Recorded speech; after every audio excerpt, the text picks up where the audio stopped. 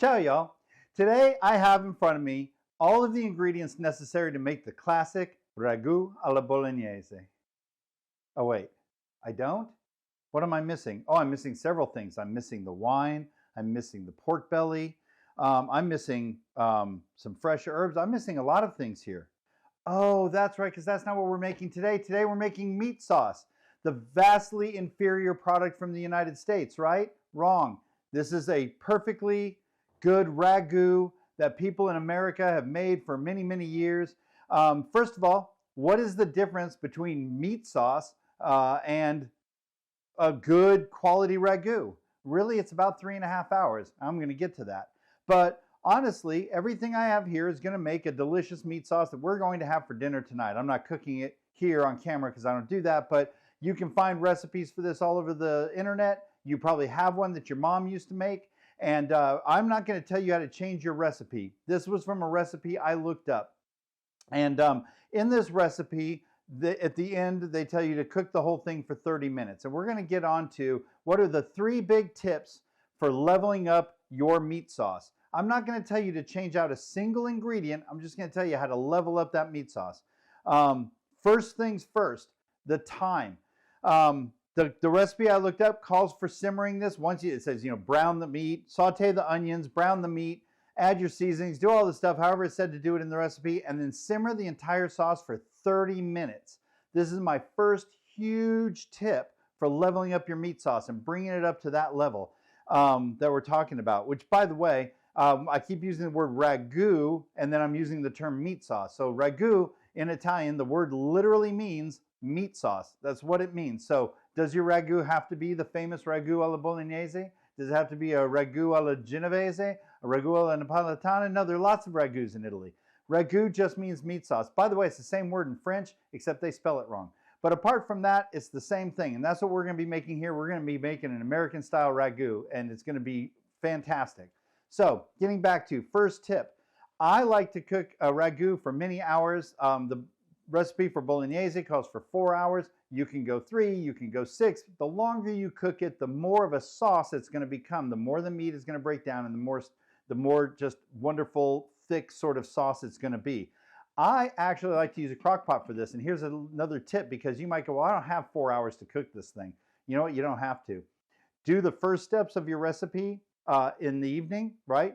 Brown your meat, add your stuff together, all your ingredients together, put it in your crock pot, stick it in the fridge, and in the morning, drop that thing in there, turn it on, and go to work.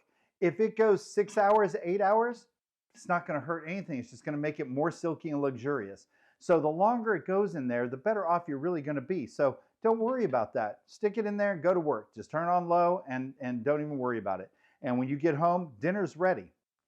That's the first tip, is cooking your meat sauce longer makes it better. Again, I'm not telling you to change any of the ingredients in your meat sauce or any of the steps that you would follow to make it, except to cook it longer.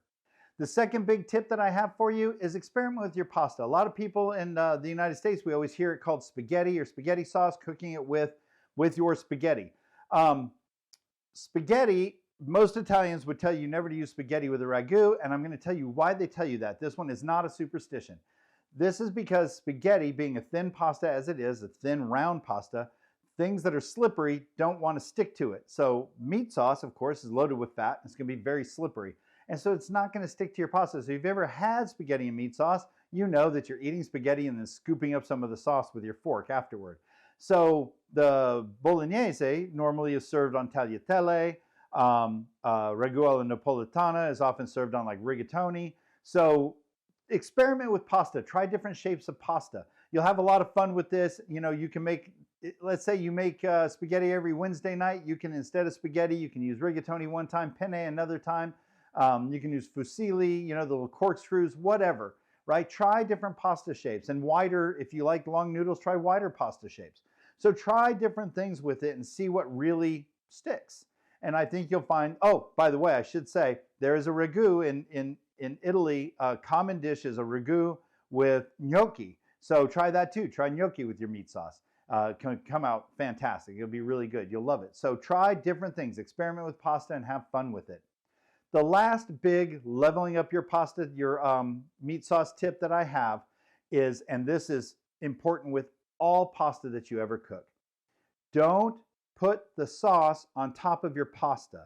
This is the game changer. You're going to find that your whole pasta experience is going to be much better if you put the pasta in the sauce. When that pasta is done in the water, you just put it right into your sauce, mix it in there.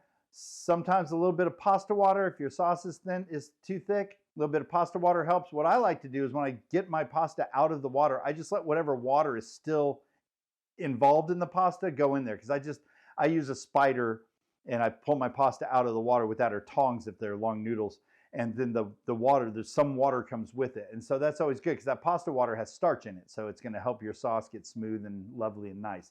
But put the pasta, just when it gets down in the water, put it right into the sauce when the sauce is hot and mix it together. This is the game changer on your spaghetti dinner.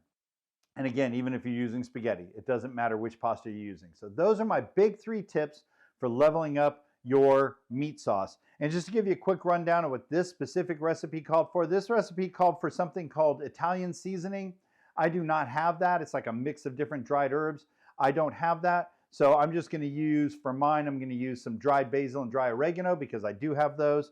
It called for tomato sauce. In my tomato video, I did not discuss this product called tomato sauce. So just to let you know what this is, it's tomato puree, but it has seasoning in it. So it's already pre-seasoned for you, so it helps a little bit, but it's not like super salty or anything like that. It's a good product, especially for a dish like this. For this sort of thing, you don't need to buy like a jar of tomato sauce, right? So, you know, of like marinara sauce or something like this, you've already got everything you need here, right? So you could just use tomato puree, or you could use this tomato sauce. I bought this specifically because the recipe called for it. It calls for some salt. Oh, I forgot something. It called for freshly cracked pepper, so there's my pepper mill. And the other thing, it called for an onion. It didn't call for mirepoix or sofrito. Sofrito is the combination of celery, carrots, and onions that Italians use that we would use in a bolognese. It just called for onions. But if you want to add carrots and celery to it, go right ahead. I would chop them up pretty small unless you like the big chunks of onion. But I cut mine pretty small for this. And and the last thing was it called for some tomato paste, which is going to be your thickener.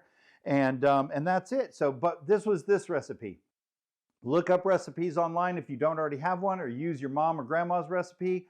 They're going to be perfectly good. But just to go over again what the 3 big tips were. Tip number 1, the longer you cook it, the better it's going to be. So low and slow is the magic for making a wonderful, luxurious sauce. Number 2, experiment with your pasta. Use different types of pasta and see what you like. And tip number 3 was, and this is probably my biggest tip with any pasta dish, is don't put your sauce on top of your pasta, put your pasta into your sauce. Those are the 3 big tips, and remember that no matter what your recipe is, the most important ingredient is love.